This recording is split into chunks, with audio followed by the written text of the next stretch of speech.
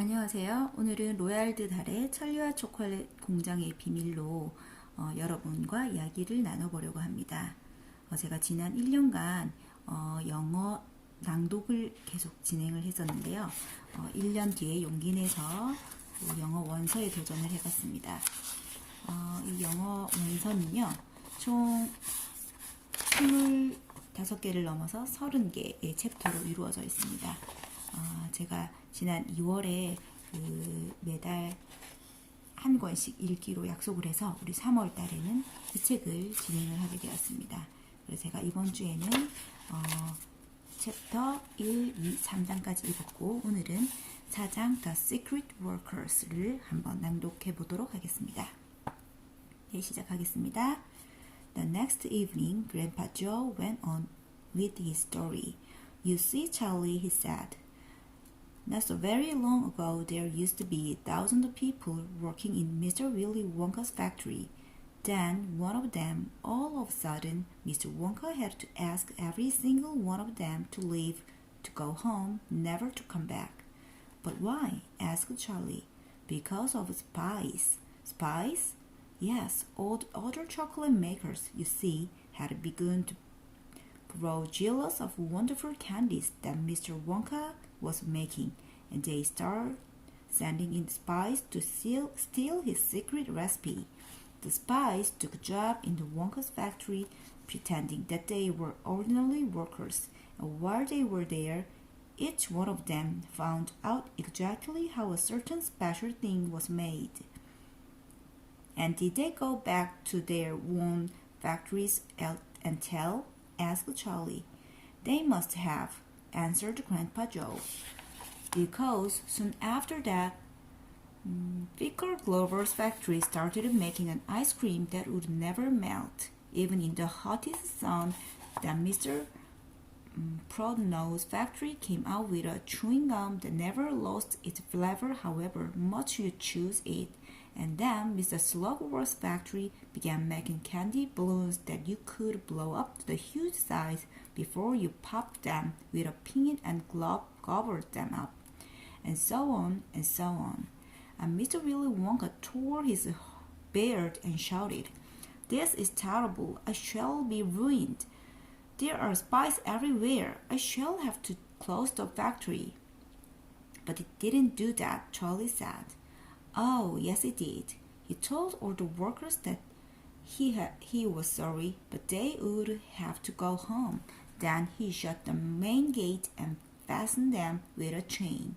And suddenly, Wonka's giant chocolate factory began silent and deserted.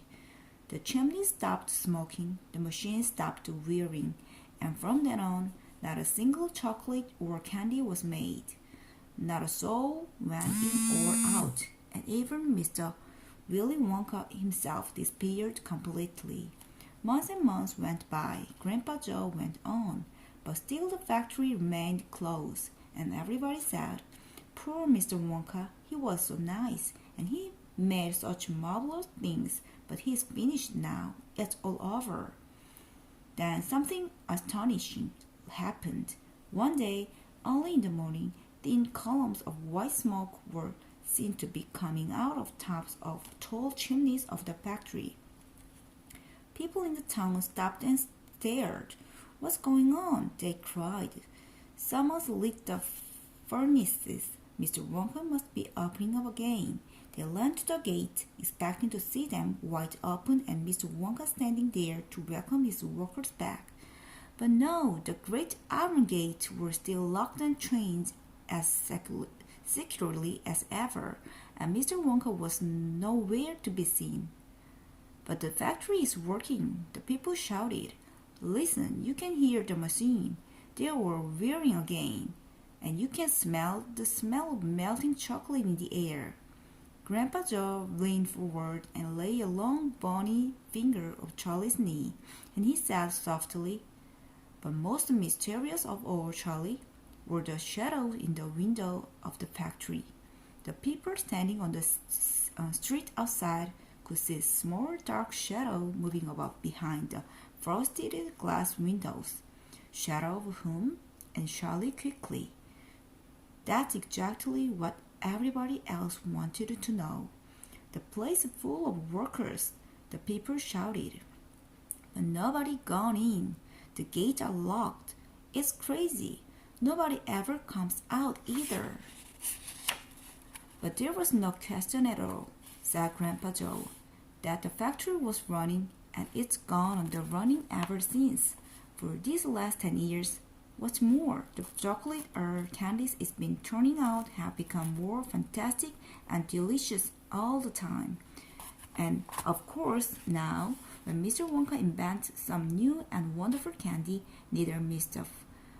Flagburger nor Mr. Proudnose nor Mr. Stugworth nor everybody else is able to copy it. No spies can go into the factory to find out how it is made. But Grandpa, who? cried Charlie. Who is Mr. Wonka using to do all the work in the factory? Nobody knows, Charlie. But there's observed. Hasn't someone asked Mr. Wonka? Nobody's seen him anymore. He never comes out. The only thing that But there's observed, hasn't someone asked Mr. Wonka? Nobody sees him anymore. He never comes out. The only thing that come out of that place are chocolate and candies.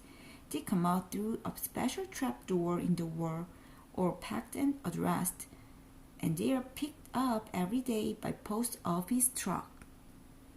But Grandpa, what sort of people are they that work in there?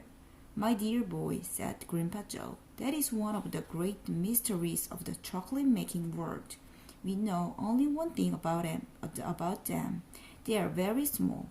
The faint shadow that sometimes appear behind the windows, especially late at night when their lights are on, are those of tiny people not taller than my knee.